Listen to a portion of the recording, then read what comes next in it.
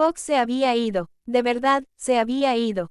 Su máscara estaba en un tejado, con una katana empapada en sangre y un cuaderno junto a ella. Si Fox se ha ido, dáselo a Eraserhead. Su hijo problemático lo había planeado. Planeó su propia desaparición. Fox se había ido. Aizawa repasó las páginas de la frenética escritura garabateada de un niño que describía actos de tortura que traumatizarían incluso al héroe más aguerrido.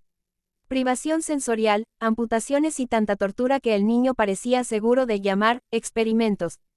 Era horroroso, y lo más horroroso aún era pensar que Fox hubiera visto algo de esto. Que su padre lo hubiera arrastrado a presenciar cómo torturaban a la gente. Entonces abrió una página que tenía, todos para uno, garabateado decenas de veces, y el silencio en la habitación se volvió tan tenso que casi lo corta una brizna de hierba. Si hubiera sido por Aizawa, lo habría leído todo antes de llevárselo a los demás. Netsu, Tsukauchi, y, para su fastidio, Naitai, mirándolo por encima del hombro, solo confundían aún más sus pensamientos. Lamentablemente, no fue su decisión, y ni siquiera fue él quien lo encontró. Un héroe sigiloso de otra agencia, que habían traído para cubrir las patrullas de Phantom, lo había encontrado. Porque Phantom ya no estaba. Le costó mucho acostumbrarse a esa idea. No desearía que su voz alegre se apagara jamás. Y Sashi y él lloraron durante horas después de la misión. Ninguno de los dos resultó gravemente herido, así que les dieron permiso para irse a casa y se vieron obligados a tomarse unos días de permiso para procesar la situación. Esos días aún no habían pasado, él estaba allí de todos modos, porque su nombre figuraba en la portada del libro. Un libro que detallaba cómo Fox era huérfano. Un niño, completamente solo, que se culpaba por ello. Su papá y su madre se habían ido y aparentemente nunca volverían. Un niño que se había quedado atrás hasta el punto de tener que salir adelante. Tsukauchi estaba tenso, incluso antes de que apareciera All for One. Aizawa no sabía quién era, pero supo que era grave solo por lo nerviosa que parecía hasta la rata. Naitai parecía indiferente, como siempre. Su aspecto desde que le dijo, erróneamente, que Fox moriría. Tenías razón, Aizawa apenas susurró, frotándose los ojos con las manos para aliviar la sequedad últimamente. Netsu lo había adivinado desde el principio. De alguna manera, contra todo pronóstico, Fox sabía de la creación de Nomu. Mierda, era lo único que tenía sentido. Todos los experimentos, el conocimiento detallado de la anatomía de los Nomu.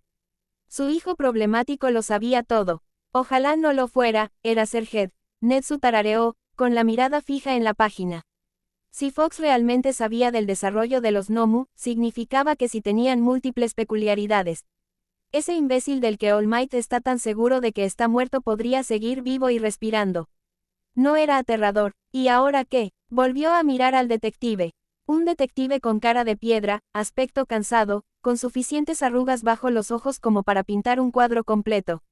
Había sido un caos desde la redada, peor aún cuando encontraron la máscara de Fox abandonada.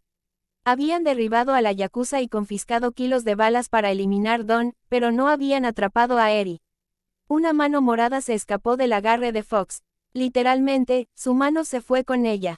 No tenían ni idea de quién era la mano ni ninguna pista. Ahora, investigaremos más a Fox. Descubriremos quién es realmente, su Don, cómo sabe todo esto, y encontraremos una fuente que nos lleve a la creación de los Nomus. Tsukauchi se incorporó, pasándose la mano rápidamente por el pelo antes de volver a hojear las páginas, buscando algo entre líneas de trauma garabateado. Se mencionaron jaulas más de 20 veces. Podría ser de ahí de donde provenía la claustrofobia de Fox. Ya se dio por vencido, Tsukauchi. ¿Para qué?, preguntó Aizawa. No quería que se sacara a relucir la vida personal del chico. A pesar de todas las menciones a la tortura y la experimentación, eso seguía presente. Por las pocas palabras que no estaban impregnadas de tortura científica, dedujo que el chico tenía mucho que ocultar. Una madre que había muerto cuando era pequeño, un padre que había perdido a los 11 años. Se culpaba a sí mismo por ambas pérdidas. No se podía confiar en ese chico solo. Aún así, Aizawa no quería traicionar la confianza que tenía con él. Después de todo, el cuaderno estaba firmado a su nombre. La cuestión es que conoce secretos gubernamentales clasificados. Tsukauchi parecía enojado. Más allá del agotamiento y la sensación de fracaso que lo ignoraba, el detective estaba furioso consigo mismo por haber dejado que las cosas llegaran tan lejos. Por no haber investigado a fondo y haber descubierto la relación del chico con All for One antes de decírselo él mismo. Sí, está obsesionado con ese cabrón de todos para uno, ¿y qué? Aizawa no se rendiría sin luchar. Su hijo había tomado muchas decisiones tontas, pero al final solo hizo lo que Aizawa le dijo la verdad. Lo contó todo, y no va a permitir que lo persigan por ello antes de hablar con el primero. All for One es un villano cuyo poder supera incluso tus sueños más locos, Eraserhead. Nightie habla con una extraña calma. Una indiferencia que solo se delata por la voz quebrada cada pocas palabras. El hombre estaba asustado. Aizawa no podía culparlo. Un hombre supuestamente asesinado por All Might podría estar involucrado en el mayor caso sin resolver de su tiempo. ¿Quién inventó el maldito Nomus? Disculpa si me cuesta creer lo que dices. La ira de Aizawa se filtró con mucha más facilidad en su voz. El recuerdo de una visión del futuro que casi lo lleva a la tumba prematuramente. Tuve una visión. Nightie lo miró desde el resplandor de sus gafas. La máscara de zorro está abandonada, y el cuerpo de Phantom es poco más que polvo. No puedes hablar de ella, gritó, golpeando la mesa con fuerza y volcando la taza de té de Netsu. La atrapó, y Aizawa estaba demasiado ocupado con su ira como para preocuparse. Phantom no era alguien a quien le permitiera pensar demasiado. Este era su trabajo. Moría gente que le importaba y gente que ni siquiera conocía. Phantom no habría querido que se entretuviera con ella, pero allí estaba, conteniendo el puño para no golpear al otro héroe en la cara. Silencio. Netsu apenas tuvo que alzar la voz para que los dos héroes se detuvieran. El director se llevó la taza a los labios, dio un sorbo, suspiró y luego empezó a hablar con voz normal. Escucharon. Fox ha renunciado, pero sabe mucho más de lo que podríamos haber sabido sin décadas de investigación. El cuaderno es un comienzo, pero necesitamos más. Llamaré a All Might. Necesita saberlo. Tsukauchi finalmente levantó la vista del libro y sacó su teléfono con las manos, pero tuvo que concentrarse en evitar que le temblaran. All for One es el ladrón de Quirks, ¿verdad? Preguntó Aizawa, todavía molesto por haber sido excluido de este antiguo círculo de villanos ladrones de Quirks.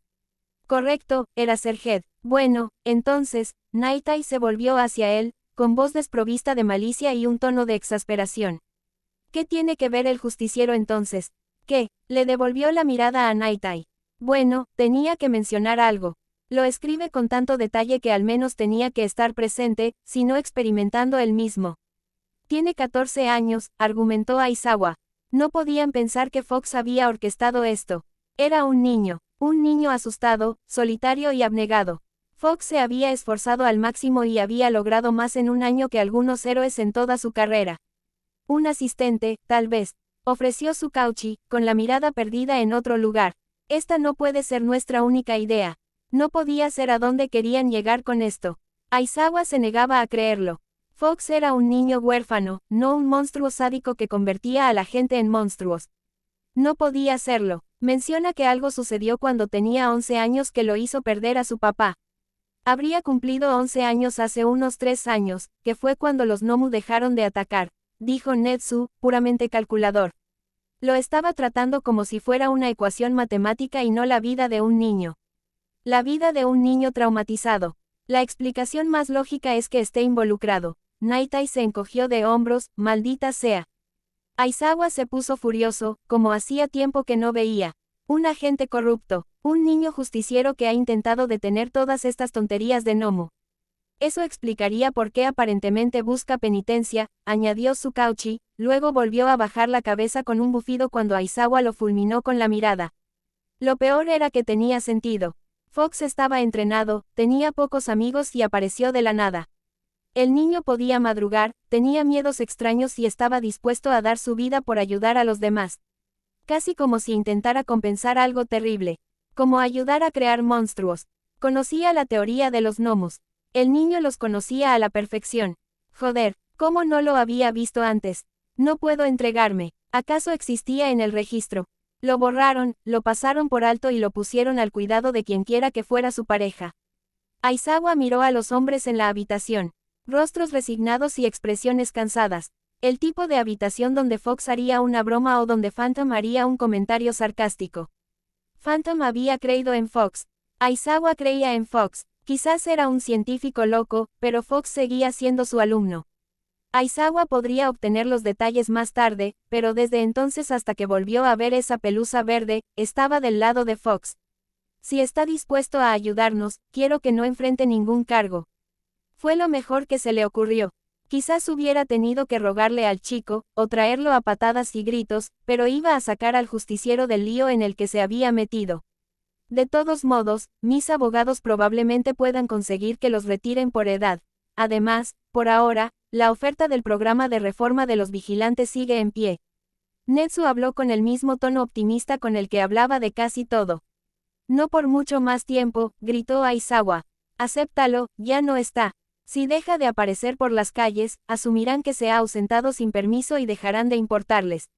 Netsu se limitó a sonreír, con la nariz tapada por el borde de su taza de té, y dijo, entonces tendremos que encontrarlo, ¿no? Aizawa se permitió sonreír, con la mirada fija en la máscara naranja y ensangrentada que reposaba sobre el escritorio del detective. Recuperarían al chico, sin importar cuánto tardara. Naitai miró al héroe, el mismo rostro solemne todavía estampado allí. Estaré atento. Naitai asintió, apenas un instante antes de caminar hacia la puerta.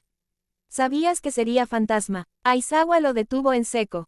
No, se suponía que era yo. Naitai rió con todas sus fuerzas como si su propia muerte fuera algo divertido. Supongo que está lleno de sorpresas. El héroe se encogió de hombros y desapareció en un abrir y cerrar de ojos. Después de eso, el plan fue realmente simple, encontrar al zorro. Tilde. El sonido del tono de llamada pregrabado de su teléfono resonaba en las paredes de su apartamento vacío y frío cada segundo que se negaba a levantarse. Solo una persona seguía molestándolo en llamarlo, Hitoshi, e incluso él había estado descansando últimamente. Su teléfono sonaba fuerte, las vibraciones resonaban en el sofá donde estaba atrincherado. El polvo empezó a acumularse en todo, salvo en el pequeño rincón del sofá donde de vez en cuando se revolvía. Apenas había tenido energía para hacer nada más que ducharse en días. Había dormido, ignoró su teléfono, buscó en su portátil, ignoró a quienes preguntaban dónde estaba Fox. En realidad, solo había estado ignorando. Eri estaba en manos de All for One, y él simplemente yacía allí, patético. Se suponía que debía estar buscando a su padre. Encontrar la manera de superarlo y recuperar a la niña, mientras esperaba poder seguir con su vida. Izuku no perdía mucho tiempo en la cama, pero sus piernas no querían levantarse. Parecía que le dolían las extremidades solo de pensarlo. Un dolor de cabeza persistente que llevaba días ahí todavía le resonaba en la frente con solo pensar en moverse. El teléfono seguía sonando. Giró la cabeza para mirarlo, ignorando el golpe sordo que sintió en la cabeza al moverse. Era Hitoshi. Tenía que serlo. Extendió el brazo hacia un lado para agarrar el teléfono, derribando otras 4 tazas y 2 platos al hacerlo debido a su falta de visión. Los bordes de su visión estaban aún más borrosos de lo habitual. Un mundo inundado de vacío si no estaba justo enfrente. Hitoshi, decía el teléfono. Izuku resopló, contestó y se lo acercó a la oreja. Últimamente tenía el oído más sensible. ¿Cuántas veces tengo que decir? Quería sonar intimidante, aterrador, algo que hiciera que Hitoshi lo dejara en paz. Que Hitoshi tomara la decisión inteligente y lo dejara solo, y capaz de enfrentarse a los problemas sin que nadie saliera lastimado si fallaba. Izuku se arrepintió al oír la voz temblorosa de Hitoshi. Parecía aterrorizado, con una mueca de dolor tras las palabras. Parecía que estaba llorando. Hitoshi lloraba, y él estaba allí sentado, sin hacer nada al respecto.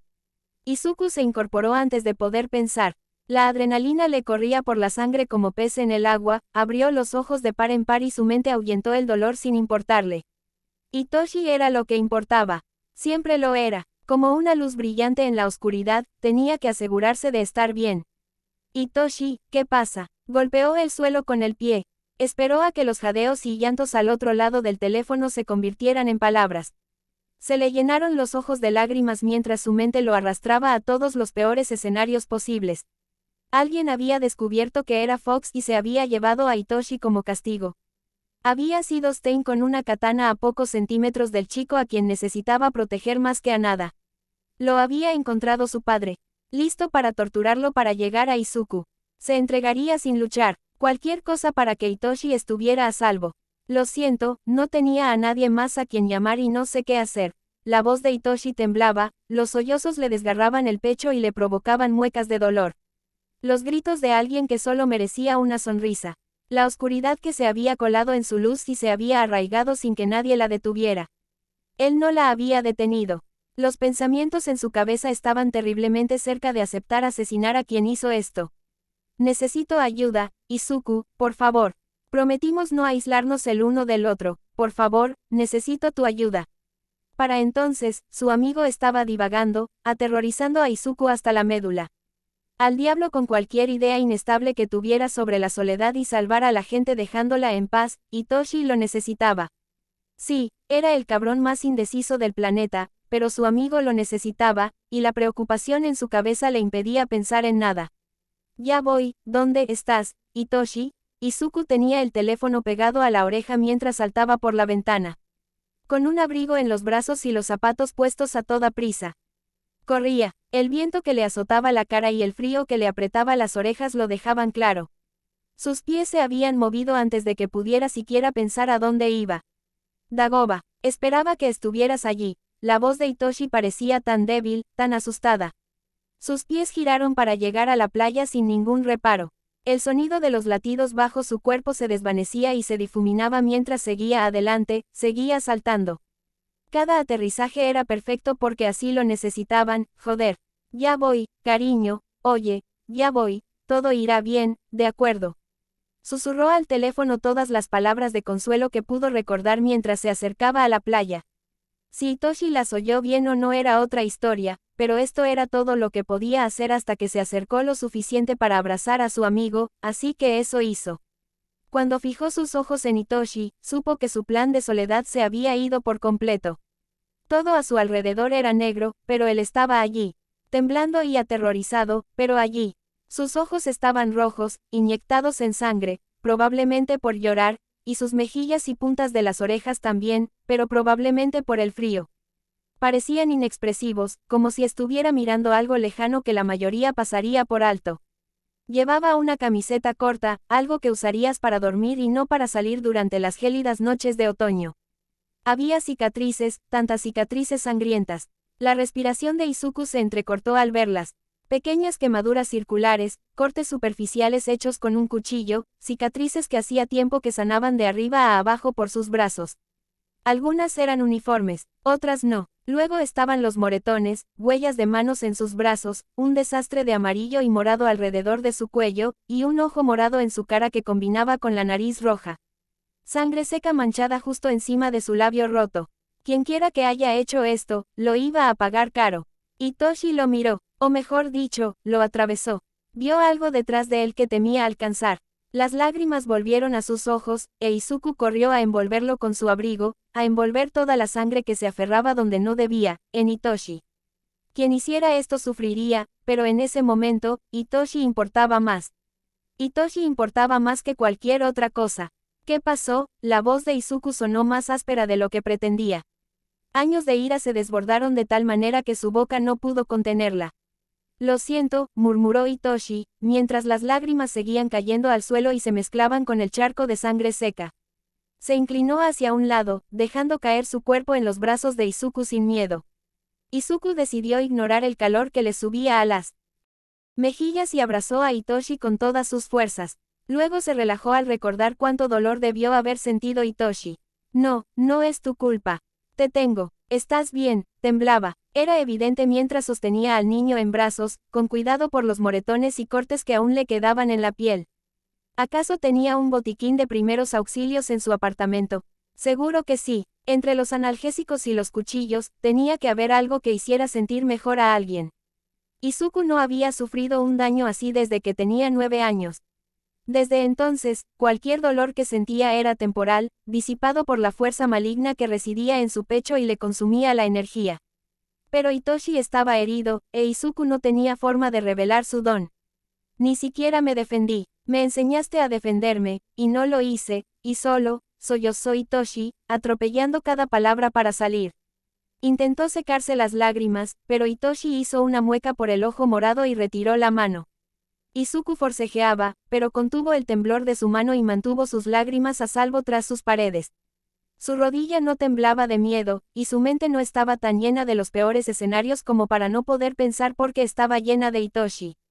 Vivo, sufriendo, con dolor, Hitoshi, que estaba sentado frente a sus ojos y necesitaba su ayuda.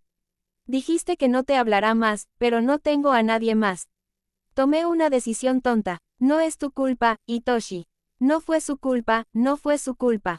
Izuku oía la voz de Eraser en su oído con cada declaración de Hitoshi. Eraser sabría qué hacer, cómo ayudarlo. Por eso Eraser estaba vivo y Fox no. Lástima que nunca volvería a ver a Eraser. Aizawa otra vez. Shota Aizawa. ¿Quién te lastimó? Izuku bloqueó la voz de Aizawa. Lo haría a su manera, y eso implicaría allanamiento y muchas agresiones. Hitoshi finalmente lo miró, e Izuku le dedicó la sonrisa más suave que pudo esbozar en un rostro tan lleno de cicatrices. El viento le azotó la cara y le recordó lo desolados que estaban sus ojos. Ni siquiera pensaba cuando se fue, pero ahora, la imagen de su propio rostro destrozado lo atormentaba. Mis padres adoptivos, son unos imbéciles, siempre lo han sido, pero últimamente he estado dejando de hacer las tareas del hogar porque me he estado estresando por ti y luego, Hitoshi señaló el ojo morado de su cara, y luego volvió a hacer una mueca al ver el movimiento de su brazo. Izuku preferiría señalar el edificio donde vivían los cabrones que hicieron esto para que pudieran sentir lo que se sentía. Mierda, lo sabía, no, que Hitoshi era como ellos, como Eri, como él. Atrapado en un hogar con gente que encontraba más alegría en sus gritos que en sus risas. En sus llantos que en sus sonrisas. No había insistido porque creía que estaba mal, pero allí estaba. Deseando haberlo hecho. Hitoshi. Izuku extendió la mano para tocarle la mejilla. Quizás para sostenerle la cara y que finalmente lo mirara e iluminara su mundo de nuevo. Hitoshi se estremeció y se perdió en la oscuridad de su visión en cuanto lo tocó. No me trates como si fuera de cristal, ¿de acuerdo?, masculló Hitoshi, lanzándole sus propias palabras a la cara. Excepciones raras, extendió el meñique. Excepciones extrañas, respondió Izuku sin pensarlo dos veces. Su mano estaba caliente. Oh, tan caliente, demasiado caliente para estar en la oscuridad así. Las manos de Izuku temblaban mientras observaba el rostro de Hitoshi para descifrar qué quería. Tenía las cejas fruncidas, el ceño fruncido y una mirada vacía en los ojos que le dolía el corazón. Parecía helado. Te llevaré de vuelta a mi casa. No me importa lo que piensen esos imbéciles. Izuku se puso de pie de un salto para evitar que la sangre le subiera a la cara. Bueno, me echaron. Entonces definitivamente vienes conmigo. Rodeó a Hitoshi con el brazo para ayudarlo a levantarse. Tenía la pierna derecha rota. Podía oír el crujido del hueso cada vez que daba un paso. Izuku lo sujetó con todas sus fuerzas para que no tuviera que usar la pierna. El sonido de los músculos desgarrados contra los huesos rotos le dolía los oídos a cada segundo. Te lo preguntaría si a tus padres no les importa, pero tengo la ligera sospecha de que vives solo. Tienes razón, Izuku rió. Hitoshi intentó reír con él, pero tenía las costillas magulladas. Él también lo oyó. Aunque hacía años que no era susceptible a una lesión normal, aún recordaba escuchar con atención cada vez que su hermano regresaba del entrenamiento, para ver si tenía alguna lesión que contarle a papá. Las viejas costumbres son difíciles de eliminar. Hitoshi, me importas mucho. Lo que tus padres adoptivos o cualquier otra persona hayan dicho sobre tu don o cualquier otra cosa sobre ti está mal. Total y absolutamente mal. Me importas y siempre lo haré. Izuku escuchó cómo el corazón de Hitoshi se aceleraba al hablar y luego cómo el aire se movía al asentir. Sus ojos estaban demasiado concentrados en mirar hacia adelante como para ver el rubor que le inundó el rostro en ese momento, pero sin duda oyó el torrente de sangre. Luego fingió no haberlo oído. Lo atribuyó al resfriado. El viento nocturno los azotó mientras regresaban cojeando al apartamento destartalado de Izuku. Las siluetas en el cielo eran brillantes. No sabía qué decían, pero las interpretó como una señal para que cuidara de Hitoshi. Como si necesitara una señal para hacerlo. El terreno se volvía más irregular a medida que se acercaban. Viejas grietas que intentaba sortear para que Hitoshi no se lastimara más la pierna. Izuku, ¿a dónde vamos?, susurró Hitoshi después de pasar la cuarta grieta importante en el camino. ¿A dónde vivo? Vives en los edificios increíblemente peligrosos y abandonados que apenas quedaron en pie después del terremoto de Musutafu. Más o menos, sí.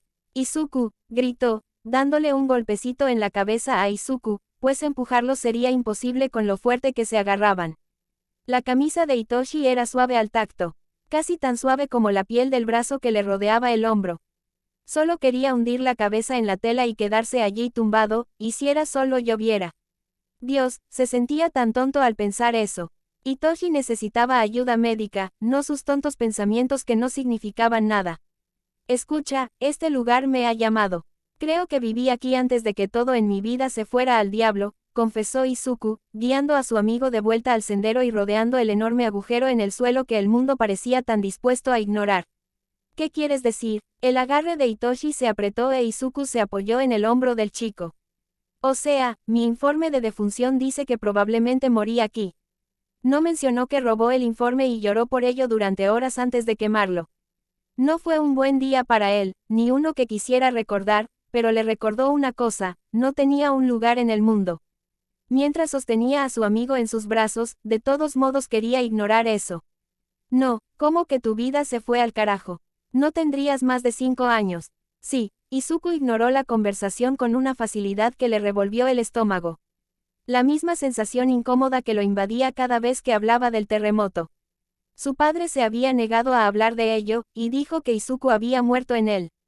La única persona de los cientos que murieron ese día que había sido rescatada. Su madre había muerto, y su padre decidió traerlo de vuelta por razones que nunca le contó. Un rápido silencio y una bofetada, e Izuku aprendió a no preguntar más. Pensé que estos edificios estaban mucho más deteriorados, dijo Hitoshi mientras se acercaban al de Izuku.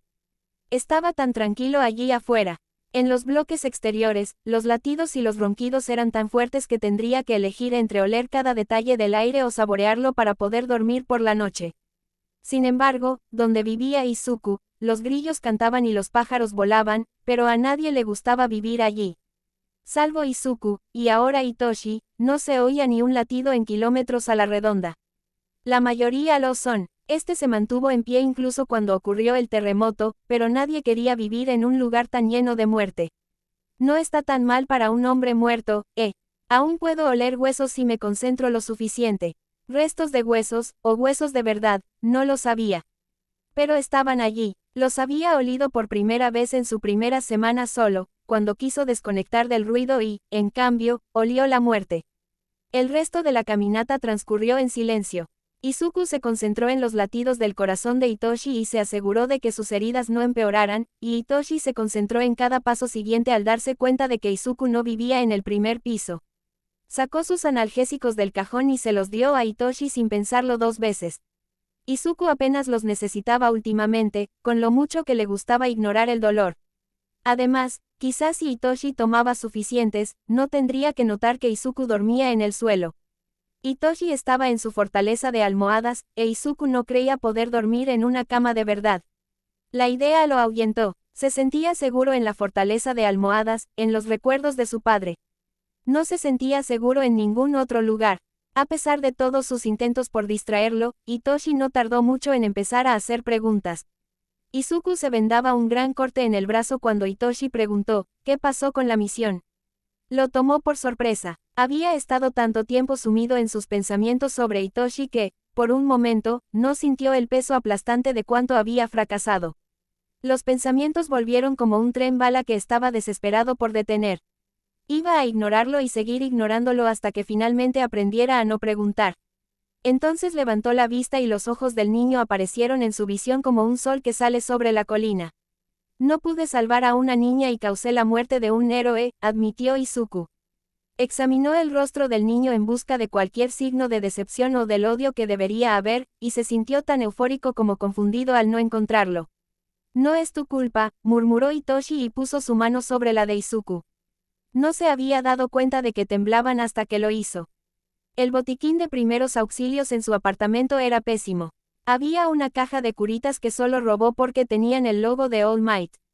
La mitad estaban metidas en cuadernos diferentes por diversión, y la otra mitad estaba esparcida por las extremidades de Hitoshi como obras de arte abstracto moderno de ultrafans.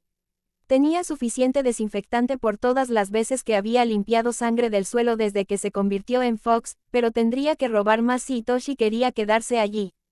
¿Querría siquiera quedarse allí? Sí, llamó a Izuku, pero también se encontraba en una situación aterradora con poca gente a quien llamar. No podía culpar al chico si salía corriendo a la mañana siguiente, porque convertirse en un niño desaparecido no era algo a lo que quisiera someter a Hitoshi. Izuku notó que la mirada del chico recorría el desordenado apartamento. Desde los paquetes de comida tirados en el suelo hasta las pilas de cuadernos en la esquina. No sabía qué buscaba exactamente, pero tenía la sensación de que era algo que no volvería a encontrar allí. Renuncié a Fox, no voy a volver a hacer eso. Hitoshi giró la cabeza para mirarlo con incredulidad después de que hablara. Izuku no podía culparlo, no sabía cuánto peligro corría cada vez que le hablaba. Todos estarían más seguros si simplemente se olvidaran de él y se concentraran en lo que All for One quisiera con Eri. Ya veremos cuánto dura, dijo Hitoshi riendo, pasándose la tirita del antebrazo de arriba a abajo para ignorar la mirada de Izuku. Zorro es parte de ti, Izuku. Necesitas ayudar a la gente, y tienes una de las brújulas morales más heroicas que he visto. La llamada al heroísmo te traerá de vuelta. No soy un héroe, Hitoshi. Soy un monstruo. No creo que la gente que salvaste esté de acuerdo con eso. No importaba, nada de eso importaba. Lo que importaba era la verdad, y Hitoshi ni siquiera la sabía. Soy un gnomo. Izuku observó cómo su amigo se estremecía ante sus palabras. Agachó la cabeza para no mirarlo directamente, para no enfadar al monstruo que lo había engañado todo este tiempo. No debería haber dicho nada de eso. Ya había arruinado todo lo que hubiera deseado tener con Hitoshi y lo había puesto en suficiente peligro. Su egoísta corazón quería redoblar sus esfuerzos de todos modos. Esos monstruos voladores del mismísimo infierno, yo soy uno de ellos. Me salvó un psicópata asesino que decidió abrumarme con tantas peculiaridades que apenas podía soportarlo y, de todas formas, me obligó a luchar. No soy una persona, soy un cadáver que creció sabiendo el daño que le traigo al mundo cada vez que respiro. Despotricó Izuku, desahogando las palabras que llevaban tanto tiempo supurando y convirtiéndose en una con la podredumbre que infectaba su corazón. ¿Aún crees que soy un héroe? Sí, susurró Hitoshi sin mentir. Su mano estaba sobre la de Izuku. La sostenía. Eres mi héroe. Hitoshi parecía tan sincero, tan amable, tan encantador, tan hermoso. Parecía como si el sol saliera cada día solo para verlo. Izuku quería estar cerca de él. Quería no ocultarle nada al chico. Lo pondría en un peligro mucho mayor, pero Phantom no sabía nada, y aún así murió. Eri no sabía nada, y su padre se la llevó. Su padre estaba planeando algo y mantener a Hitoshi al margen solo lo llevaría a tomar decisiones estúpidas. ¿Verdad? Más tarde se arrepentiría enormemente, pero cuando miró esos ojos, ya no pudo mentir más. Entonces le contó a Hitoshi una historia. La historia de todos para uno.